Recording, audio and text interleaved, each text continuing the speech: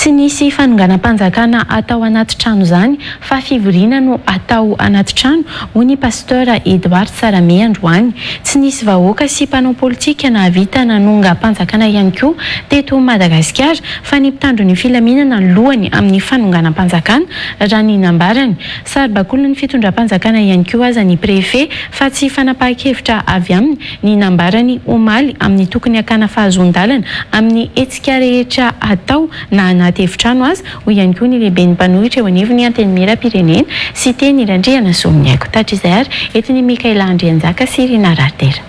Tsy maintsy makalalana avy amin'ny prefektura avokoa rehefa fanangonan'olona na anaty efitrano na ankalamanjana hoy ny Général Angelo Ravelonarivo tamin'ny fifampiresahana tamin'ny mpanao gazetany Real TV Madagasikara omaly. Efatrizay io raha ny nambarany hatreny solitena amin'ny prefektura ary arahamaso ihany koa ny fivoriana raha politika hoy ny Général Angelo Ravelonarivo. Fanangonan'olona na ankalamanjana na anaty efitra mila autorisation koa. Indrindra raha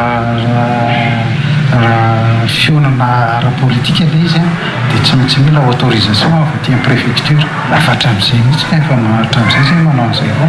Raha ohatra izay ka manome an'ilay autorisation dia tsy maintsy misy délégation avy aminay présent amin'ny fivoriana mba ho fantatra tsara hoe inona ny ordre du jour zany mikasika n'inona ilay fivoriana dia izay no fepetra raisina zany. Satria kosa raha ohatra ka hoe izay olona hivory rehetrarehetra ka hoe andeha hanonga-panjakana amin'ny fivorianao dia hoe avela fotsiny amin'izao angamba tsy mety fa tsy maintsy arahanay maso ny fivoriana mpanotoky politika rehetrarehetra zany. Tsy vita ny olombetsy anaty efitrano nefa ny fanonganam-panjakana ka tsy tokony hisy fanakatsakanana ny fanaovana hetsika anaty trano sy ny fitakiana ny hanomezana lalana raha ny nambaran'ny filohan-rodiben'ny mpanohitra ny pasteur Edouard Sarame. Angamba misy fanjakana ahongana anaty trano.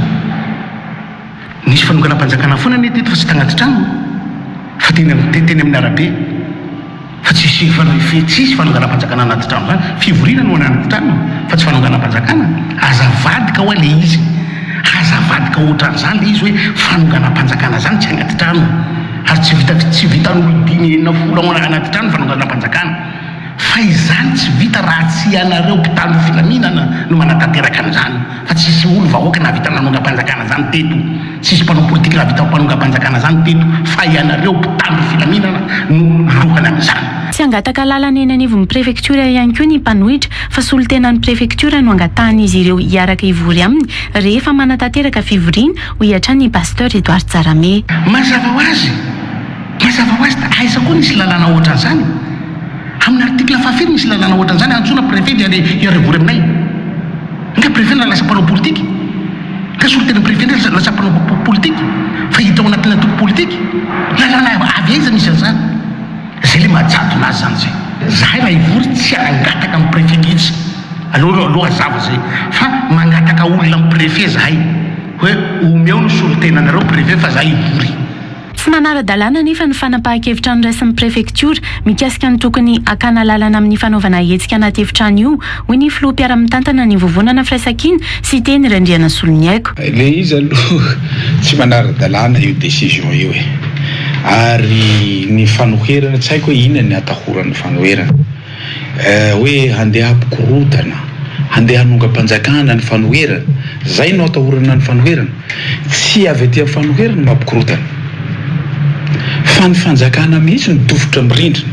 Izahay ve mitantana ty firenena ty ny mpanohitra? Non, tsy ny mpanohitra no mitantana ny firenena fa ry zareo no tsy mahay mitantana dia matahotra korontana ry zareo. Saribakoly ny fitondram-panjakana ihany koa ny préfet fa tsy fanapahan-keviny io noraisiny io hoy sy teny Randriana Soloniaiko. Io décision ny préfet io aloha io préfet zany amiko Saribakoly décision ny Ingay Andry Rajoelina io fa tsy décision ny préfet satria matahotra izy tsy mahay mitantana dia teren'ny préfet tsy anara-dalàna koa. Lasa état policier ihany koa no misy izay manimba endrika ny fitondram-panjakana ho kosa ny professeur Ralson Roger. Ohatrany hoe zany lasa ohatrany hoe état policier ny zany misy tsy afaka tsony zany ianao miaina ara-dalàna fa tsy maintsy araha maso daholo zavatra ataonao rehetra ka izay mihevitra fa hoe ataoko angamba fa manimba be ny endrika ny fitondrana ho azy zany tokony efa iova amin'izay a zay fomba